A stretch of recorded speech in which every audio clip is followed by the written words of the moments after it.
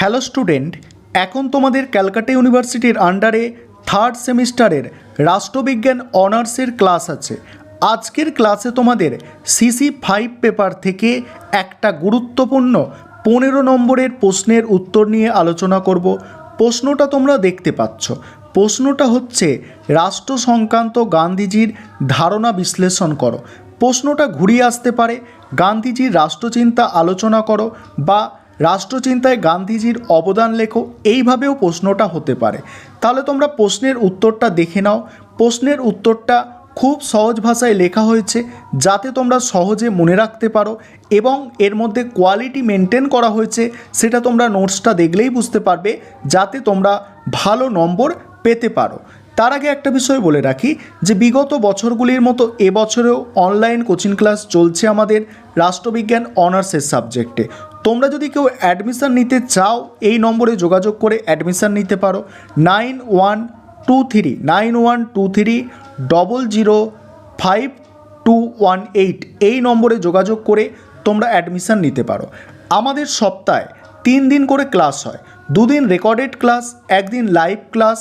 তার জন্য তোমাদের মান্থলি 600 টাকা করে ফিস নেওয়া হয়, এবং সেক্ষেত্রে তোমাদের 4টে পেপার পড়ানো হচ্ছে, 3টে সিসি পেপার আর একটা হচ্ছে এসিসি পেপার। চলো আজকের ক্লাসটা তোমরা বুঝে নাও। দেখো কি বলা হচ্ছে। প্রশ্নটা ছিল রাষ্ট্র সংক্রান্ত গান্ধীজির ধারণা বিশ্লেষণ করো। প্রথমে তোমাদের একটা ইন্ট্রোডাকশান অর্থাৎ ভূমিকা লিখতে হবে। সেখানে কেমনভাবে লিখবে দেখো। আধুনিক রাষ্ট্রচিন্তার ইতিহাসে রাষ্ট্র সংক্রান্ত গান্ধীজির অভিমত এক গুরুত্বপূর্ণ স্থান দখল করে আছে।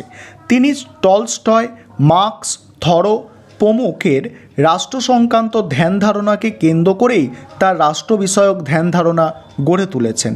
তাই লিও টলস্টয়ের অহিংসার নীতি এবং কার্ল মার্কসের রাষ্ট্রহীন সমাজের ধারণা গান্ধীজির রাষ্ট্রতন্ত্রে মিলেমিশে একাকার হয়ে গেছে।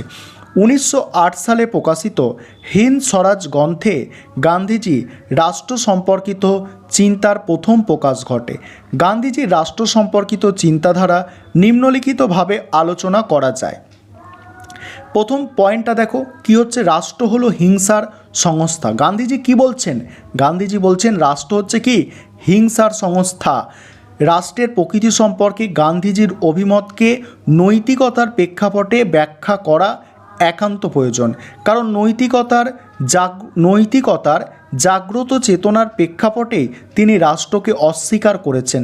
গান্ধীজি রাষ্ট্রকে নৈতিকতা বর্জিত প্রতিষ্ঠান বলে মনে করত। তার মতে রাষ্ট্র কেন্দ্রীভূতভাবে এবং সংগঠিত সরকারের হিংসার প্রতিনিধিত্ব করে। ব্যক্তির আত্মা আছে, কিন্তু রাষ্ট্র হলো আত্মাহীন যন্ত্রমাত্র। তাই যে হিংসা থেকে রাষ্ট্রের উৎপত্তি, সেই হিংসার কাছ থেকে রাষ্ট্রকে কখনোই দূরে সরিয়ে নেওয়া যেতে পারে না। এই কারণে তিনি রাষ্ট্রের ক্ষমতার প্রতি সর্বদা অনাস্থা প্রকাশ করেছেন। তাই গান্ধীজির মতে নৈতিকতার চোখে রাষ্ট্র হলো ক্ষতিকর। তারপরের পয়েন্ট, রাষ্ট্রহীন সমাজ হলো গান্ধীজির কল্পিত আদর্শ গণতন্ত্র। গান্ধীজির রাষ্ট্রহীন গণতন্ত্রের ধারণায় বিশ্বাসী ছিলেন, কারণ এই জাতীয় সমাজে সমাজ জীবন সম্পূর্ণভাবে আত্মনিয়ন্ত্রিত থাকে এবং তাকে পরিচালনার জন্য অন্য কোনো হিংস্র শক্তির প্রয়োজন হয় না। তাই রাষ্ট্রহীন গণতন্ত্রই তার মতে আদর্শ রাষ্ট্র বা আইডিয়াল স্টেট। এখানে প্রত্যেকে নিজেকে এমনভাবে শাসন করবে যে কেউ কখনো তার প্রতিবেশীর পক্ষে প্রতিবন্ধ হয়ে দাঁড়াবে না। আসলে গান্ধীজি আদর্শ গণতন্ত্রের প্রতি অত্যন্ত বিশ্বস্ত ছিলেন। তার মতে আদর্শ গণতান্ত্রিক সমাজই হলো সুখী রামরাজ্য। তিনি মনে করেন এই বিকেন্দ্রীভূত সমাজে সর্বোচ্চ ক্ষমতা বিরাজ করবে।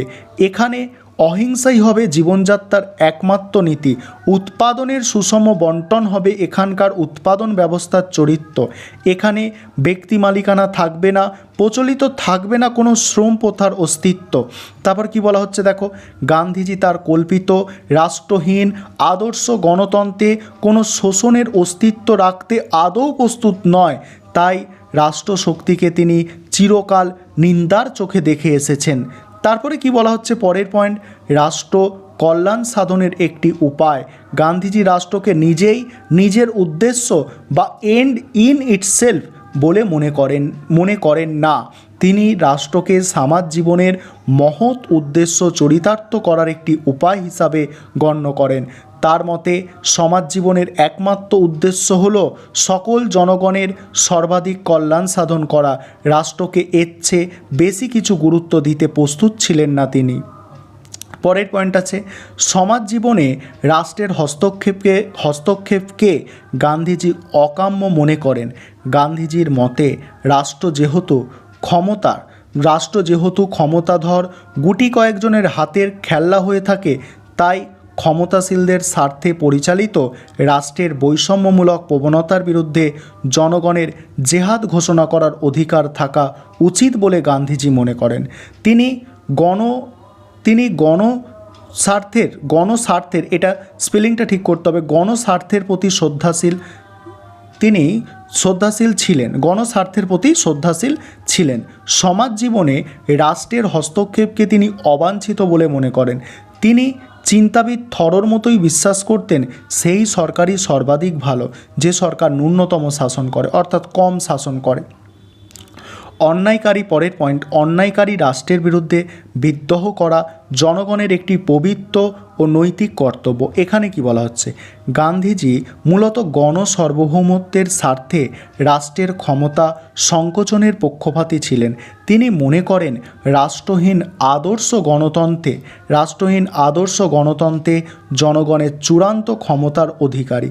এই কারণে তিনি মনে করেন জনগণের হাতে যখন রাজনৈতিক ক্ষমতা আছে তখন চরম সার্বভৌমত্বের রূঢ় হস্তক্ষেপ মাত্র হ্রাস পায়। এক্ষেত্রে তিনি ল্যাস্কির মতো বিশ্বাস করতেন যে রাষ্ট্রের প্রতি জনগণের আনুগত্য হল সীমিত শর্ত সাপেক্ষ আপেক্ষিক। ল্যাস্কির মতো তিনি মনে করতেন আমাদের প্রথম কাজ হলো আমাদের বিবেকের প্রতি সত্যনিষ্ঠ হওয়া। তারপর দেখো, রাষ্ট্রের অবলুপ্তি চাননি।